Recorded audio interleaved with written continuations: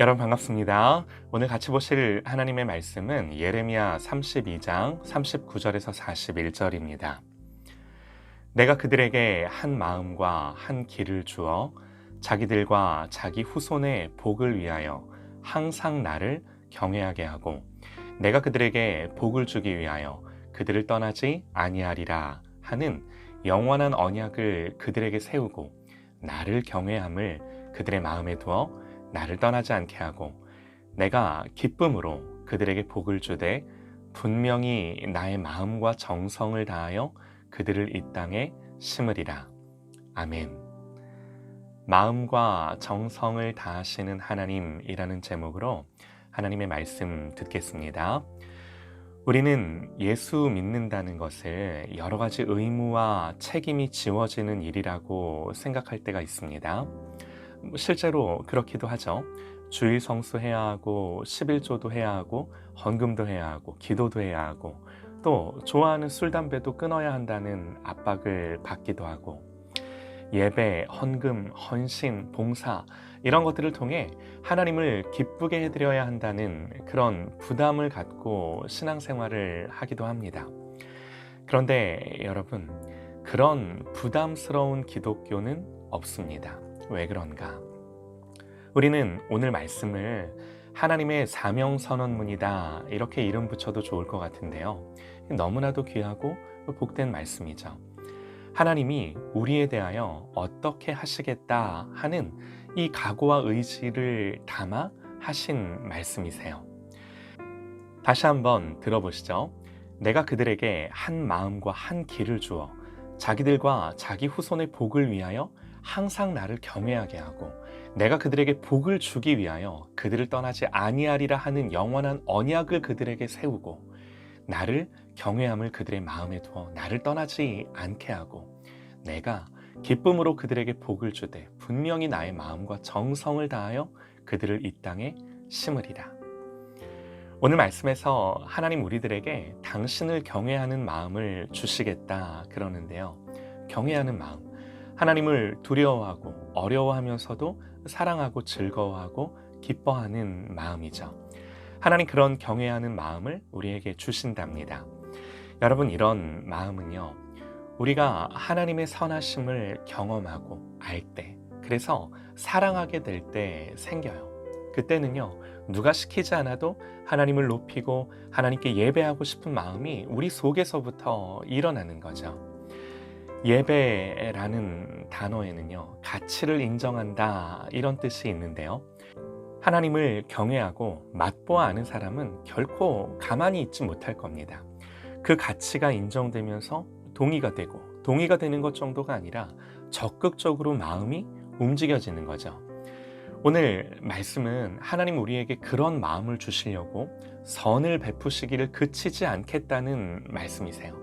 이 말인즉 우리가 하나님을 예배할 때 사랑과 기쁨으로 하나님을 예배하도록 내가 저들을 그렇게 만들 거야. 그렇게 될 때까지 내가 노력할 거야. 그 말씀이세요.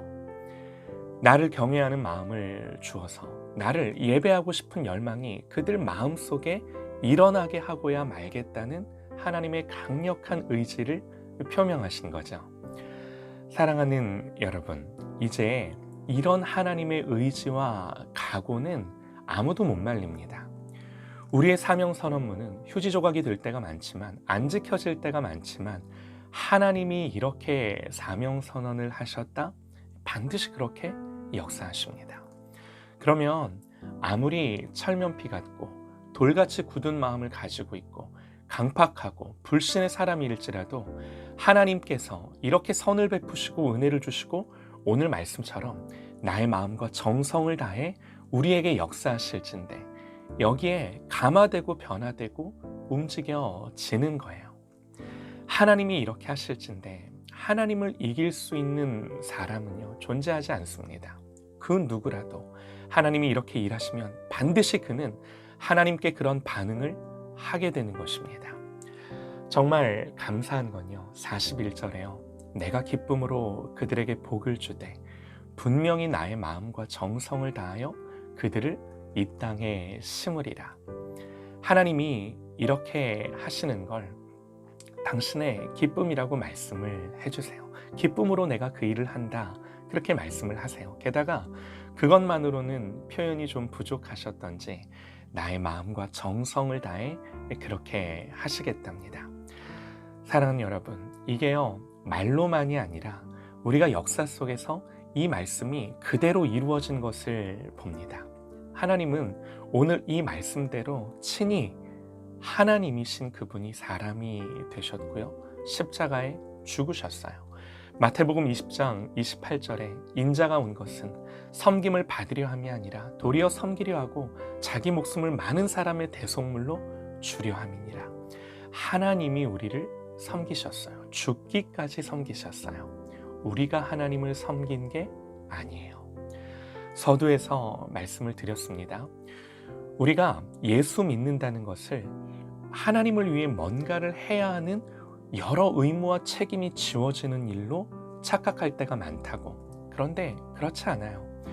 우리가 아니라 하나님이 우리를 위해 책임과 의무와 각오와 의지를 갖고 일해 주셨어요.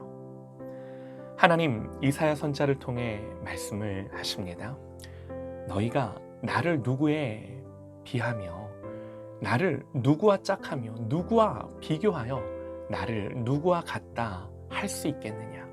또 모세도 홍해를 가르치고 자기 백성을 구원하신 하나님을 향해 이렇게 찬송했습니다. 여호와여 신중에 주와 같은 자가 누구십니까? 주와 같이 거룩함에 영광스러우며 찬송할 만한 위엄이 있으며 기이한 일을 행하는 자가 도대체 누구란 말입니까? 다윗도요 주여 신들 중에 주와 같은 자 없사오며 주의 행사와 같음도 없나이다. 하나님이 누구신지를 아는 거죠. 하나님이 어떻게 일하셨는지를 아는 거죠. 여러분 이게요 하나님의 선하심을 경험한 백성들의 예배예요. 그들의 고백이에요. 하나님 아는 자예요. 하나님 만나면 하나님을 진짜 만나고 경험하면 이런 일들이 우리 속에서 일어날 수밖에 없는 거예요. 그들은 하나님을 즐거워합니다. 억지로가 아니라 기쁨으로 하나님을 예배하며 섬깁니다. 하나님이 그치지 않고 자기들의 인생에 찾아오셔서 선을 베풀어 주시는 것을 경험했기 때문에 그런 하나님의 선하심을 맛보아 알기 때문에 그래서 그들의 마음이 감동받았기 때문에 그런 예배와 경외함이 그들 마음 속에서부터 일어나는 거죠. 하나님이 감동시켜 주신 거예요. 여러분 우리가 하나님을 감동시키는 게 아닙니다. 기독교는요 우리가 하나님을 감동시켜 드리는 게 아니에요. 하나님이 우리를 어떻게 감동시켜 주셨는지를 알고 깨달아 하나님 앞에 엎드릴 뿐인 거죠. 하나님은요 우리를 영원히 지옥에 떨어질 수밖에 없는 우리의 인생에 찾아오셔서 이 무감동한 마음을 감동할 때까지 그치지 않고 선을 베풀어 주겠다 약속하셨고요. 실제로 그 일을 이루셨어요. 사랑하는 여러분, 이런 하나님의 선하심에 우리의 마음 문을 굳게 닫아 걸고 우리가 그렇게 산다면 그것은요 이런 하나님의 열심을 모욕하는 것입니다. 욕보이는 거예요. 이 하나님의 선하심을 맛보아 알지 못한다는 것은요 인생의 가장 큰 손해예요. 가장 큰 실수예요. 돌이킬 수 없는 실수예요. 이걸 모르고 우리의 인생을 다 산다면 여러분 더 이상 우리에게 기회가 없는 겁니다. 우리의 인생이 다 가기 전에 이 하나님의 선하심을 맛보아 아는 이 하나님을 경험하는 저와 여러분 되시기를 소망합니다. 하나님 아는 거예요. 이 하나님의 열심과 의지를 깨달아 하나님을 경험하는 그런 저와 여러분 되시기를 간절히 소망합니다. 여러분 하나님 아는 게 무엇보다 중요합니다. 이 하나님 아는 것을 구하십시다.